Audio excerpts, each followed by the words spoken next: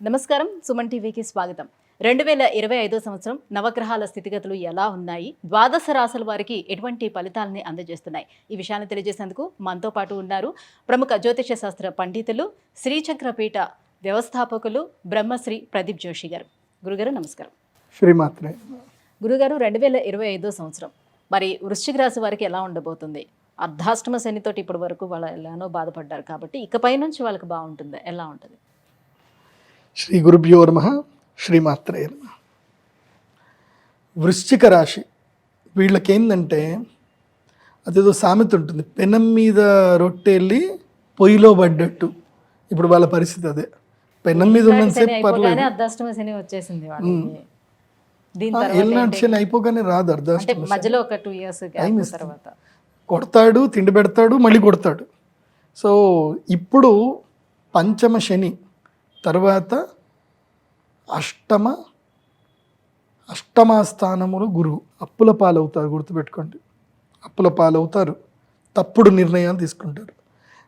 నేను ఒకటే చెప్తున్నా, వృశ్చిక రాశి వారు ఈ సంవత్సరము పెళ్లి చేసుకోకండి. చేసుకున్నారు జీవిత కాలానికి తప్పు చేసిన వాళ్ళు అవుతారు.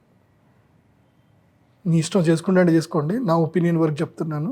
Don't take too much serious. కానీ వద్దు అని చెప్తాను. ఈ సంవత్సరం ఏంటంటే రుణము, రోగము కలుగుతాయి. రుణం కలుగుతుంది, రోగము కలుగుతుంది, దుఃఖము కలుగుతుంది. అండ్ ఆరోగ్యంలో కూడా ఇబ్బందులు వస్తాయి. మెంటల్ టెన్షన్స్ విపరీతంగా పెరుగుతాయి వృశ్చిక రాశి వారికి. మెయిన్గా నమ్మక ద్రోహాలు జరుగుతాయి. మీరు ఎవరినైతే ఎక్కువగా నమ్ముతున్నారో వాళ్ళకి నమ్మక ద్రోహాలు జరుగుతాయి. మే అయిపోయిందా, అక్షయ తృతీయ అయిపోయిందా, మీకు బ్యాండ్ బాజా బారాత్ ఉంటుంది. నేను అందుకే ఏం చెప్తాను అంటే, చాలా సింపుల్ లైఫ్కి అలవాటు పడిపోండి. మెయిన్గా ఏంటంటే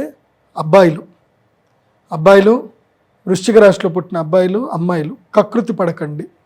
ముఖ్యంగా అబ్బాయిలు తొందర పడకండి. మ్యారేజ్ అని చెప్పి రిలేషన్షిప్స్లోకి వెళ్ళిపోయి ఫోటోలు దిగి ఏదో ఒకటి చేసుకొని కకృతి పడకండి.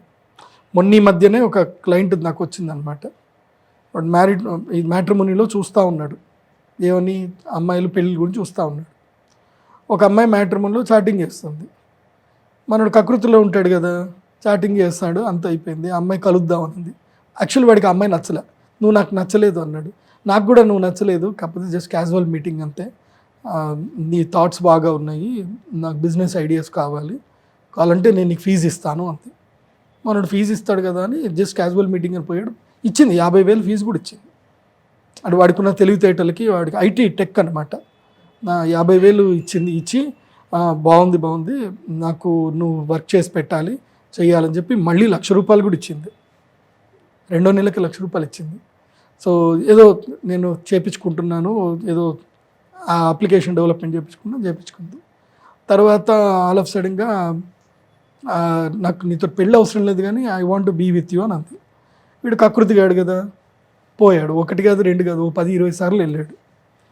ఈమె తెలివితేటలు ఏం చేసింది, 10-20 సార్లు ఆమె ఇంటికి పోయిన ప్రతిసారి సీసీటీవీ రికార్డ్స్ అన్నీ కూడా సేవ్ చేసి పెట్టుకుంది. ఆ తర్వాత వీడి మీద రేప్ కేసు పెట్టింది.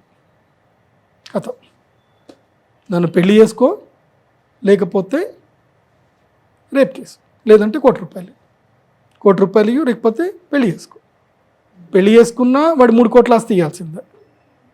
వారసురాలు అయిపోతుంది, ఆస్తి హక్కు అయిపోతుంది కదా, అయిపోయి ఎటు కానీ పరిస్థితి అయిపోయింది అది.